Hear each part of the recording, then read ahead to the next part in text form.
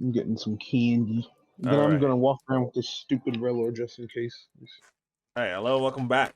We just finished episode 37. Let me turn my heater off. Of Pokemon Horizons. We're also in the middle of our Scarlet and Violet playthroughs, which is why Darren's looking exit stage left. Exactly. All right. Thanks for the candy, What do Goofy. we got? Oh, look. How fitting. See if we get a Dark Sandile. energy. That'd be sick. Houndour. Drifbloom. Drifloon. Satotl. Love Satana. Revroom. Valroom. I can't remember which Pokemon. Greedent. I don't think I've gotten Greedent yet. Definitely have not gotten Greedent yet. So we got Greedent. Haha, there it is. Waruvail. Let's go. Flamigo. A card I don't want because I keep Like getting. your 8th Whoa! ever. Oh, the golden energy. We got one of the golden energies. Let's go. And another Koridon. Not bad. All right, so this baby right here is one of the rarest cards in the set for sure. Oh yeah, so that's a nice. That's a good little pickup. I was hoping this pack would have something special in it. All right, let's see what we start with. I don't know if I've gotten this specific Reverend, but we'll see. Okay. Got a grass energy. Nice and grass. We got Ponyta. Oh yeah, this is 151. That's right. So it's just gonna be the OG. Do you know what Pokemon in your pack? Pikachu. Yes, sir. Got a Farfetch'd. An Old Amber. So you can get an Aerodactyl. Good old Aerodactyl. Pinsir. Some bug type power. I fucks with that heavy. Bill's Transfer. Okay. We have a Golbat. Alrighty. Oh! Golbat. Went back to back. Oh, hello, who are you? We got another art rare. Whoa, what is that one? It is a. Can you even see I cannot see it. Whatever Pokemon. It's a Psyduck. Oh, it's Cluduck. Let's see if we can get this in here. Angle it. Yeah, there he is. You see me? He's right there. Oh, he's all the way in the back. Yeah, he's way up in the back. What's bro doing? And then, oh, everything's falling apart. Fine. We have a very small shelf here. And what is that? Hold on. Is that Lizardon? What is that? It's Lizardon. Charizard! Woo! Look at that boy. Charizard. Beautiful cards. All right, that is a W pack. Yeah, that 151 pack is just the 151 odds are just they're nice. They like you. They really like you. All right. So this week's episode, we see the entire Sandile line. Okay, Freed was told to go move a rock for like $1 billion. I don't know how much money, but they were pretty excited, so it was a good amount. Yeah, and so they set off to the desert where they meet the quote-unquote threat, which was just a nice family of Crocodile, Krokorok, and Sandile, little baby Sandiles. The mother was a Crocodile, and the father was a Krokorok, and they were trying to get their kids to sleep. They also had like some teenage guys off to the side, Krokoroks. Pretty interesting episode overall. There's a couple more key details that we're going to go over, but that was the main conflict that needed to be resolved. How were the people excavating, trying to get rid of the rock, going to work around these Crocodile line that was coming out to attack them every time they started their work? So Darren, with whatever details, what was your favorite part of the episode? I like how Fuecoco. I like the parallels to. I guess I don't know if they're doing like kind of like a lullaby or some kind of rhythm to get their kids to calm down. Yeah, had to have been a lullaby. And it's the same rhythm as Hogator and Roy's little song, so they just join right in and helps them out a lot. I do love seeing Crocodile, one of my favorite Pokemon out there. Yep. But yeah, I just like to think that the Crocodile Pokemon just have this universal song that they use as a species, kind of like just like how different species of animals have certain calls and things like that, like birds and other kind of animals have their own speech. So that was cool.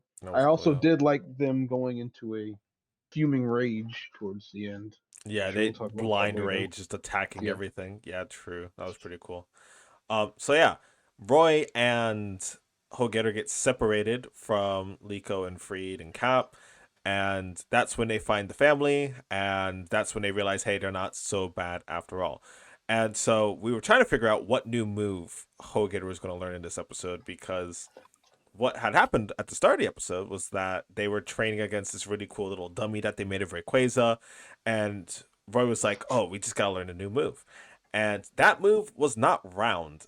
The Crocodile family knew round, but Yeah. Hogator learned Disarming Voice, which is a fairy type move, which would work against Rayquaza, but it's still a baby Pokemon itself. Yeah. So First stage, fat chance that's gonna happen. But hey, maybe because it's a sound based move, maybe it'll get some kind of advantage. Maybe there's something specific there that might actually help them against Rayquaza. But it is a pretty good new move. Sound is a lot harder to avoid than a fire attack or a ground move. So we'll see. My favorite part of the episode was definitely them jamming out, and then Liko and Freed are just like, what is he doing? What's happening?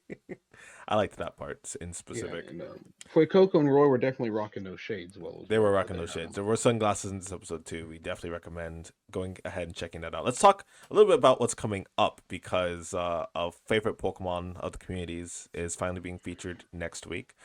We got a little story about Tandem Mouse that we're both probably going to be looking forward to, because that is a really cool Pokemon. And it's probably going to be a little sad, a little adventurous. But we're still on that sort of filler train where we're just going to have little things coming in. For example, the canon-esque part of this episode, because we're never going to talk about what happened again, it's the fact that Hogator learned a new move. That's important. That's probably going to come up again. And then next week, it's called Mibrium. I'm sticking with the Japanese names because that's what I hear so much.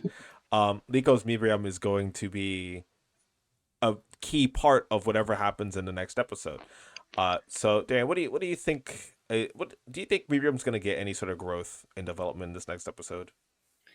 It might. I don't know how it correlates much, because the rest of its line are very sensitive to emotions. Yeah. And I don't. Mebrium usually just stays in Liko's hood, away from everyone, but it looks like it's gonna take a bit of a more of a starring role this time around. Yeah. So that's gonna be interesting to see. It looks like it likes to help Pokemon that are in need or in danger. Yeah, which is 'Cause it looks definitely like, different. yeah, definitely. It looked like it was like one was like, I guess, did it get injured, and then there was one that stayed back, They or probably got separated in like yeah, that some sort too. of weird like forest thing. Yeah, that's probably. So we'll see. Maybe 2 weeks in a row we get an environmental message. We'll see.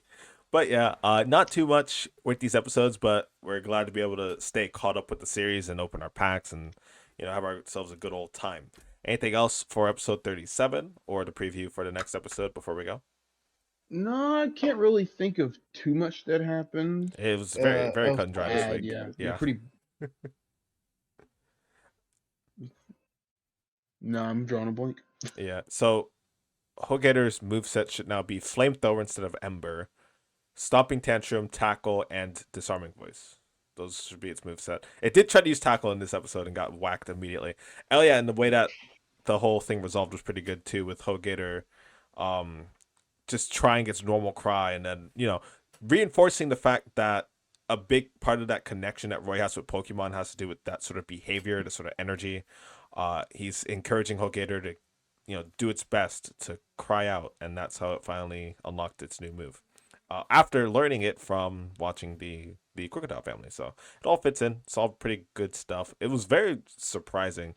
What other moves were we discussing about Hogator learning before we got I know you mentioned, I think, Dig. Dig. They were hiding underground, but I was like, he already has Stomping Tantrum. I don't know. And especially thinking that wouldn't really help against Rayquaza, because they said they got to learn a new move. Crunch. I mentioned Crunch because the Dark type, but yeah, Disarming Voice definitely just fit the episode a lot better, and like you said, will help against Rayquaza because it is a fairy type. It's at least a fairy. Yeah. So.